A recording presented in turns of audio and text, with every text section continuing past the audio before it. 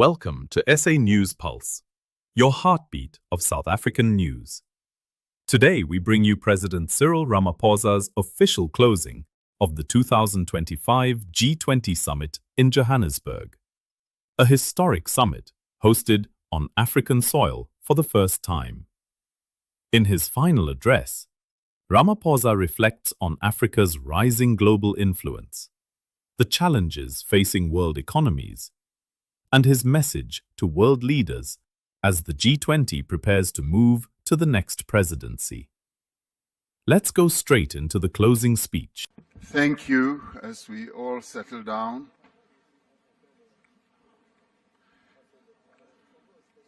Leaders of the G20 member states and invited countries, Secretary General of the United Nations, heads of international organizations and ministers and distinguished guests and everyone else who has played a role in making this G20 get to where it is.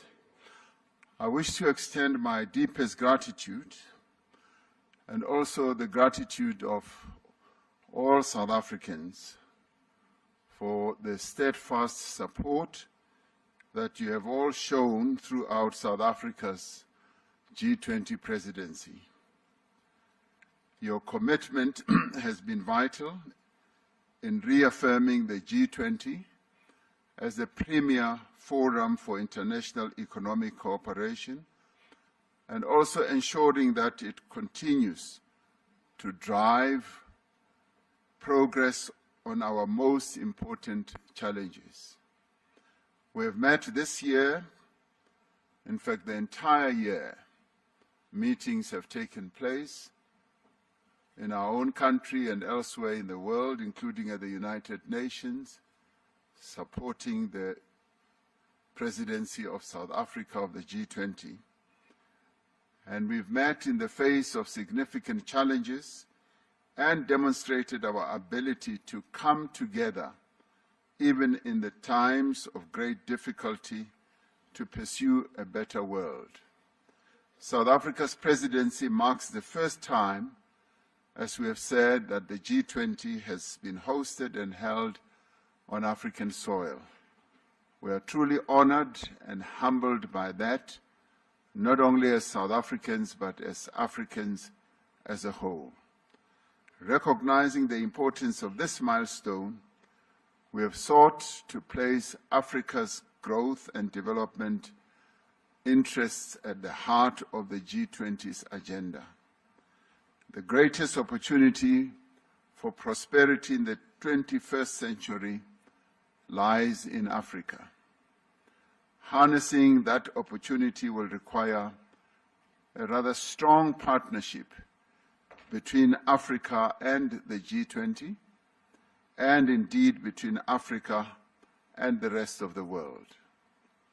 Recognizing our interconnectedness as a global community of nations, we have called for an end to conflicts and wars around the globe and for a just and comprehensive and lasting peace. This summit has taken place at a crucial time as calls around the world grow louder for progress on the imperatives of our time, to end poverty in all its forms and ramifications, to reduce inequality within and amongst countries, and to take urgent action to combat climate change. This year, we have recognized the growing debt burden that is faced by many developing economy countries as a major obstacle to achieving the Sustainable Development Goals of the United Nations. The G20 has pledged to extend support to low and middle income countries as they confront debt vulnerabilities. Together, we must create a virtuous cycle of reduced debt, higher public investment, and more rapid and inclusive economic growth. When we become more successful, all of us, then the whole world becomes successful. When we began our presidency, we pledged to mobilize the G20 to strengthen disaster resilience and response. Climate-induced natural disasters spare no country. Disasters know no borders. But their toll is heaviest on those without the means to recover and to rebuild. We therefore called on G20 leaders to urge the global community to scale up post-disaster reconstruction. In this regard, South Africa introduced the high-level voluntary principles for investing in disaster risk reduction and encouraged international collaboration to strengthen investment in preventing and responding to disasters. We've made progress in mobilizing finance for a just energy transition. Climate change touches every nation, but it impacts on everyone unevenly. That is why we have together pledged to increase the quality and the quantity of climate finance to developing economies, to strengthen multilateral development banks, to support country platforms like the Just Energy Transition Partnership, and to unlock private capital. We reaffirmed our dedication to energy security, affordability and universal access, and the importance of supporting developing economies in their transition to low carbon emissions. We recognize the need for deep, rapid, and sustained reductions in greenhouse gas emissions and the need to substantially scale up investment and climate finance from all sources. During this summit, we reaffirmed our support for the G20 Critical Minerals Framework, a cooperative blueprint to ensure that critical minerals resources drive prosperity and sustainable development across the globe. Our presidency coincided with the end of the first cycle of the G20 presidencies. Following the mandate given to our presidency at the 2024 Rio de Janeiro Summit, we undertook the G20 at 20 review, drawing on the diverse perspectives of participating members and guest countries as well. It is our hope that the recommendations of the review will serve as a helpful guide for the G20 to ensure that it remains fit for purpose in an ever-changing world. In fact, the indicative report already says that the G20's existence should continue as it serves a good purpose in giving guidance to the economic well-being of the world. At the heart of our presidency lies a conviction that the G20 must act boldly and act together to create an environment of inclusive growth, an environment of reduced inequality, and an environment which will support sustainable development. South Africa has used this presidency to place the priorities of Africa and the Global South firmly at the heart of the G20 agenda.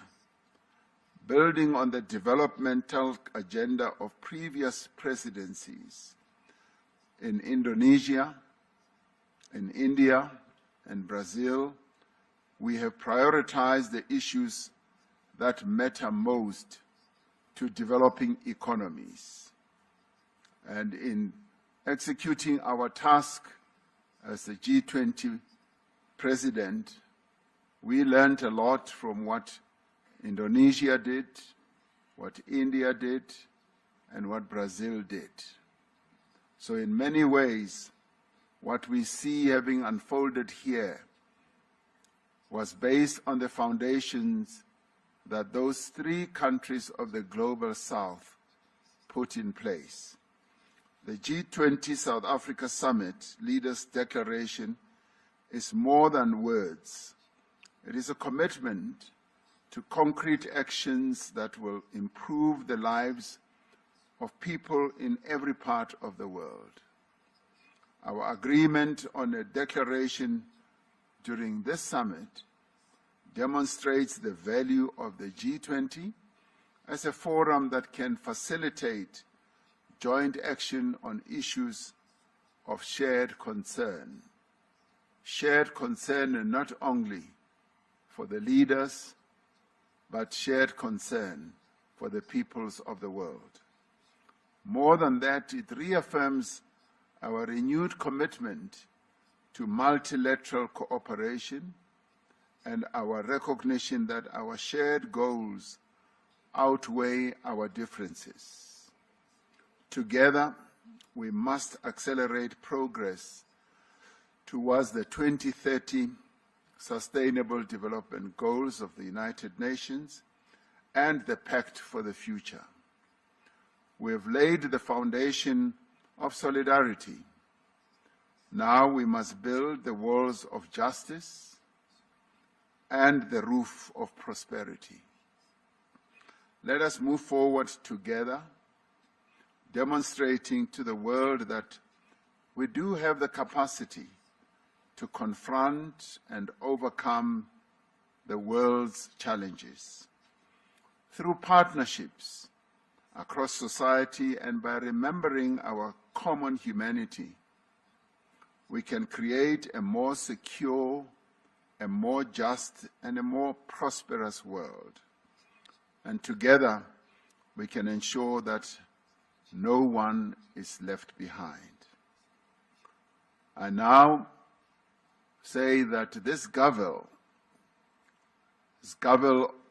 of this G20 summit formally closes this summit and now moves on to the next president of the G20, which is the United States, where we shall see each other again next year. The summit is therefore closed.